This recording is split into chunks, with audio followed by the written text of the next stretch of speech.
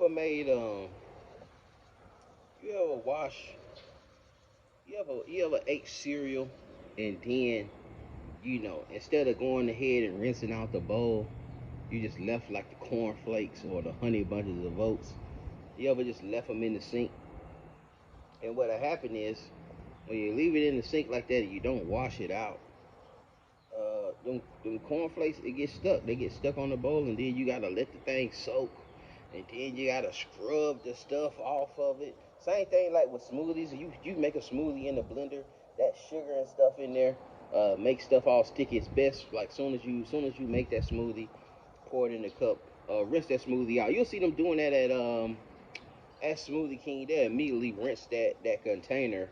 They'll rinse that container out. You don't want that stuff to be sticky in that container when you go to wash it later. I'm saying all this and using these examples as it's the same thing that applies to it's the same thing that applies to you turning to the Lord. You don't want to wait. You don't want to wait until this stuff, these things get stuck on you, man. A lot of these transgressions, a lot of these iniquities, you don't want to wait to them to get stuck on you, and then you having a difficult time trying to wash these things out. Okay, well, you had the Ephesians 5:26. You know what I'm saying? The washing by the word. Let me get a sword.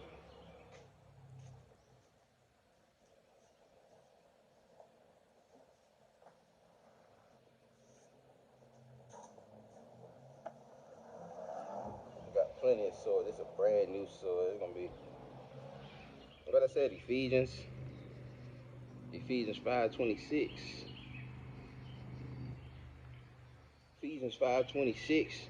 It says, matter of fact, start at 25. Says, husbands, love your wives. Husbands, love your wives, even as Christ also loved the church and gave himself for it, that he might sanctify and cleanse it with the washing of water by the word. All right, that he might present it to himself a glorious church, and that's very important for husbands to know these scriptures, for women to date or to marry a godly man, so that you can be washed with the word.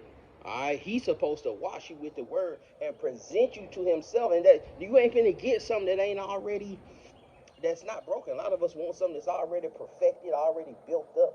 But it's your job to be a cultivator. That's one of the laws that were given unto Adam. All right, Adam was to cultivate the garden, man. He was to protect it. All right, and now he was given those laws before he was given the real. Where I was at, that he might, verse 27, that he might present it to himself a glorious church, not having spot or wrinkle or any such thing, but that it should be holy and without blemish. So ought men to love their wives as their own bodies. He that loveth his wife loveth himself. All right, so that washing comes by the word. All right, that washing comes by the word. Now, when you're washing something, you want to peel off all kind of layers. A lot of times we're covering ourselves with shame. Again, go back to the garden. Eve and Adam, they covered themselves with fig leaves, trying to cover themselves, putting on other doctrines, putting on other things, trying to justify what they did in their inner man. And a lot of us do that. A lot of us run to doctrines that will justify our lust or that will justify our transgressions. But when you take that time, you're moping about and you're not being hasty with this thing. All right, you're not running to the Lord. You're not running back to thus says the Lord, to these law, statutes, and commandments. These things become hard for you to pull these things off of you. All right, it becomes hard to pull that Kemet, that Egyptology off of you. It becomes hard to pull that Ephiism off of you. It becomes hard to pull that I'm spiritual up off of you. It'd be hard to pull that Christianity up off of you, to pull that Easter and that Christmas up off of you because you've been doing it so long. But what'll happen is the Most High, if you his, he'll strip you. He'll start stripping you. All right, because if you want to take a bath, you got to do what? You got to take off your clothes. You got to take off your clothes if you want. You got to get stripped.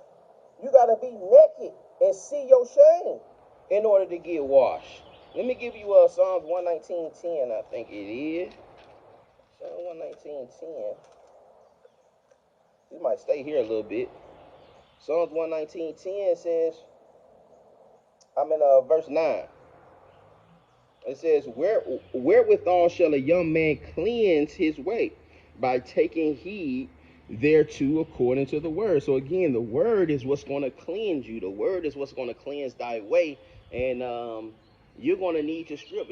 And the Most High may be stripping some of y'all now. He may be stripping some of y'all now. You don't even know it. In order to wash you.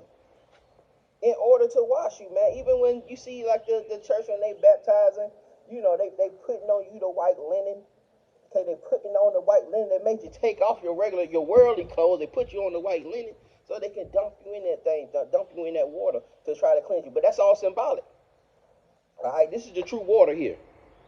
All right, this is the true water here, and you got to get engulfed in this in order for you to be cleansed. Let's stay in Psalms 119. Let's go to verse 59. It says, I thought on my ways and turned my feet unto thy testimonies. I made haste and delayed not to keep the commandments. All right, I made haste and delayed not. And you thinking on your ways, man. You know you wicked. You know you done did some wicked things. You know you deserve death. You know you done harm people. You done set people up. You know you done sold people drugs. You done killed people. You know you done broke people's hearts. You done stole from people. You done stole time from people. You done wasted people's time. All right. You got bitterness in your heart. You're jealous. You're envious of other people. You're covetousness. You coveted. You know we know we wicked, man. We know we wicked. But again, the longer you wait on that thing, I ain't got no apocrypha with me. But the longer you wait on that thing, you know, the harder it's gonna be, man, and the more the Most High gonna have to strip from you in order to cleanse you. So don't make haste. All right, so you know, David said, "I ain't make haste, man. I turn to the Lord, man. I turn to the Lord." Sirach 5:7. Let me see if I got a apocrypha here.